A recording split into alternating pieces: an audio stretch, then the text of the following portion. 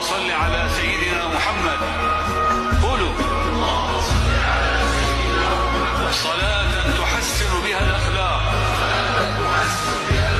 وتيسر بها الأرزاق وتدفع بها المشاق وتملأ منها الآفاق، وعلى آله وصحبه وسلم.